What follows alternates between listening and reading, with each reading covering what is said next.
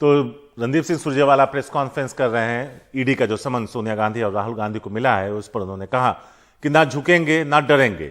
8 जून को बुलाया गया है, अगर दोनों उपलब्ध रहे तो जरूर पेश होंगे, नहीं तो वक्त मांगेंगे। उमा शंकर सिंह है हमारे साथ इस बारे में ज्यादा बात करने के लिए। उमा, पहली बात कि यह समन किस मुद्दे को लेकर है, मामला क्या है, और कांग्रेस ने जो पलटवार किया है उसमें क्या कुछ कहा, अगर आप विस्तार से बता पाएं। जी देखिए शारिक, कांग्रेस पार्टी का ये कहना है कि नेशनल हेराल्ड का जो मुद्दा है वो एक बदले की कार्रवाई के तहत मोदी सरकार की तरफ से निशाना बनाया जा रहा है और ये मामला 2015 में बंद हो गया था, लेकिन उसके बाद भी जो सरकार है उसने इस मामले को तूल दिया है और अब 7 साल के बाद जो ईडी का नोटिस जो है वो भेजा है। ईडी का नोटिस भेजकर 8 जून को सोनिया गांधी और राहुल गांधी को उसमें पेश होने को कहा गया है। कांग्रेस पार्टी का ये कहना है कि सोनिया गांधी तो 8 जून को जाएंगी, लेकिन राहुल गांधी अगर मौजूद नहीं रहे तो उनके लिए समय मांगेंगे हम चिट्ठी लिखकर।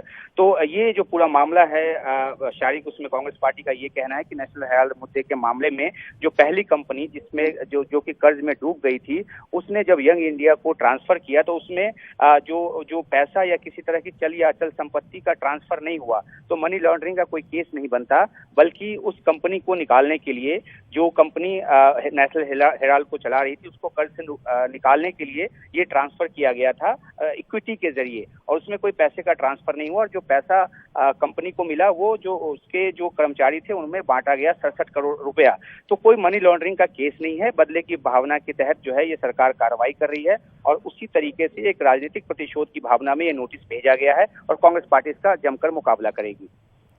उमा, अभी रणदीप सुरजेवाला को सुन रहे थे जिसमें उन्होंने कहा कि कांग्रेस के खिलाफ जो केंद्र सरकार है वो बदले की भावना में अंधी हो गई है।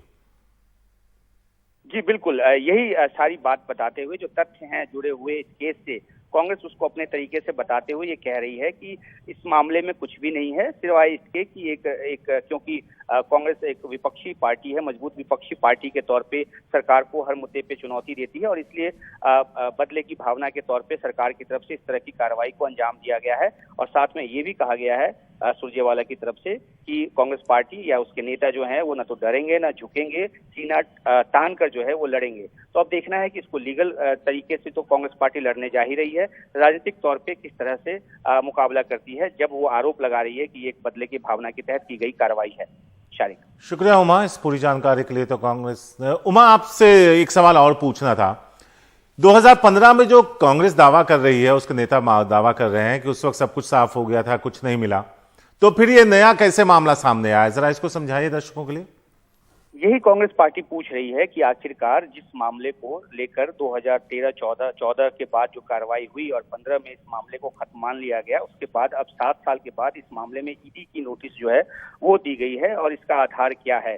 जो सुरजेवाला के साथ साथ इस प्रेस कॉन्फ्रेंस को जो अभिषेक मनु सिंघवी, जो कि एक जाने माने वकील भी हैं, उन्होंने भी संबोधित किया है और उन्होंने पूरा ब्यौरा दिया है कि आखिरकार किस तरीके से जो यंग इंडिया को जो इक्विटी के जरिए जो डेप्थ जो है वो ट्रांसफर किया गया, उसका पूरा ब्यौरा उन्होंने देकर समझाने की कोशिश की कि कोई भी चल या अचल संपत्ति उसका ट्रांसफर नहीं हुआ यंग इंडिया को या यंग इंडिया के जो भी शेयर होल्डर्स थे उनको।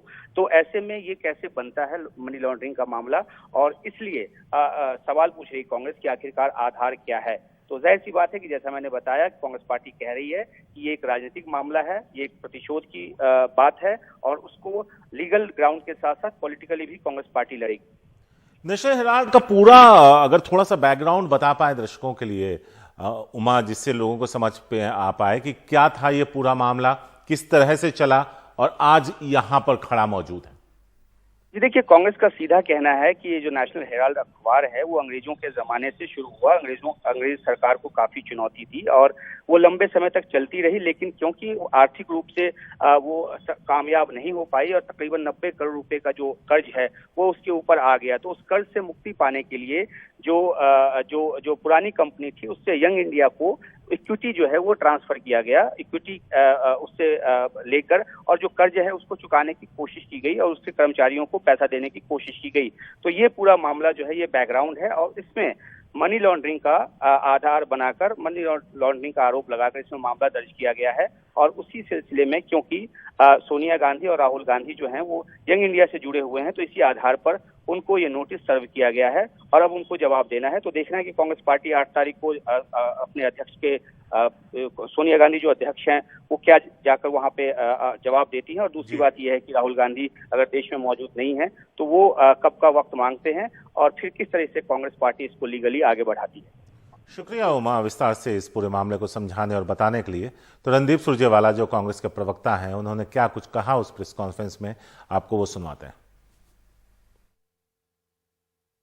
नेशनल हेराल्ड मामले में अब प्रधानमंत्री श्री नरेंद्र मोदी ने कांग्रेस अध्यक्षा श्रीमती सोनिया गांधी जी व हमारे नेता श्री राहुल गांधी जी को ईडी से नोटिस जारी करवाया है।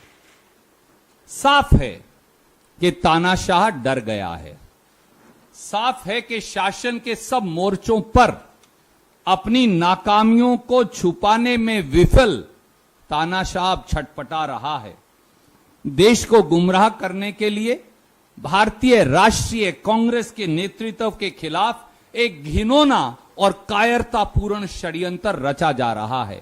डरेंगे नहीं, झुकेंगे नहीं, सीना ठोक कर लड़ेंगे। उमा, भी रणदीप सुरजेवाला को सुन रहे थे आप भी वहां मौजूद थे। उन्होंने कहा डरेंगे नहीं, झुकेंगे नहीं, सीना ठोक कर लड़ेंगे, और साथ ही यहां तक तानाशाह भी कह डाला। जी बिल्कुल शारिक, देखिए जो ये मामला आया है खासतौर पे कांग्रेस के दो सबसे बड़े नेताओं के खिलाफ जो समन जारी किया गया है ईडी की तरफ से, उसके बाद कांग्रेस काफी गुस्से में है, काफी रोष में है। और इसलिए इस प्रेस कॉन्फ्रेंस की शुरुआत में ही रणदीप सिंह सुरजेवाला ने ये कहा कि न डरेंगे न झुकेंगे, सीना तान कर लड़ेंगे। आपको याद होगा शारिक की कई सारे ऐसे मामले हुए जिसमें राहुल गांधी अलग अलग कोर्ट में जाकर पेश होते रहे, उनके खिलाफ कई तरह के मुकदमे जो है लगाए गए हैं। और कांग्रेस पार्टी का अपना ये जो अनुभव है वो पार्टी को ये लगता है कि ये तमाम तरह की जो इस तरह की कार्रवाई है वो बदले की भावना के तहत जो है वो की जा रही है। और अब जबकि ईडी का नोटिस आया है कांग्रेस अध्यक्षा सोनिया गांधी के को लेकर और राहुल गांधी जो कि कांग्रेस के नेता हैं, पूर्व अध्यक्ष हैं, उनको लेकर, तो अब कांग्रेस पार्टी अपनी तरफ से इसको लड़ने की बात कह रही है। और इसलिए सारा जोर जो इस प्रेस कॉन्फ्रेंस का था वो ये था कि किस तरीके से तानाशाही तरीके से जो मोदी सरकार है वो लगातार जो ईडी है या सीबीआई है उसका इस्तेमाल करती रही है अपनी राजनीतिक प्रतिद्वंदियों के खिलाफ। और इसी तरह से इस बार ईडी का इस्तेमाल किया गया है और ये समन जो है वो भेजा गया है, जिसमें 8 तारीख को सोनिया गांधी और राहुल गांधी को पेश होना है। लेकिन जहां तक हमारी जानकारी है राहुल गांधी देश के बाहर हैं और वो शायद 8 जून को ना पेश हो पाए, तो उसके लिए वक्त मांगा जाएगा कांग्रेस पार्टी की तरफ से। लेकिन ये भी साफ तौर पे कह दिया गया है कि सोनिया गांधी जो है वो 8 जून को पेश होंगी ईडी के सामने और अपना पक्ष रखेंगे। उमा, जहां तक मुझे याद है नेशनल हेराल्ड मामले में यह भी कहा जाता है कि भले ही कंपनी घाटे में रही, बहुत नुकसान हुआ, लेकिन उसकी जो संपत्तियां हैं देश की राजधानी और दूसरे हिस्सों में, उनकी जो कीमत है वो कई 100 करोड़ में है। जरा उस पर रोशनी डालिए, क्या मैं सही कह रहा हूं? ये देखिए, वो संपत्ति चाहे जितने भी करोड़ की हो, कांग्रेस पार्टी का सीधा ये कहना है कि जो पुरानी कंपनी से जो यंग इंडिया को इक्विटी के तौर पे जो ट्रांसफर किया गया उसमें किसी भी तरह से पैसा का या किसी अचल संपत्ति का ट्रांसफर नहीं हुआ। वो कर्ज को खत्म करने के लिए था और इस आधार पे कोई मनी लॉन्ड्रिंग का मामला नहीं बनाया जा सकता। ये पुख्ता एक दलील कांग्रेस पार्टी की तरफ से दी जा रही है। हाँ, उसमें वो करोड़ों की संपत्ति है उस कंपनी के पास रही है, लेकिन कांग्रेस पार्टी का ये कहना है कि जब कोई पैसे का ट्रांसफर हुआ ही नहीं तो पैसे की सफाई, मनी लॉन्ड्रिंग की बात कहां से उभर कर सामने आती है।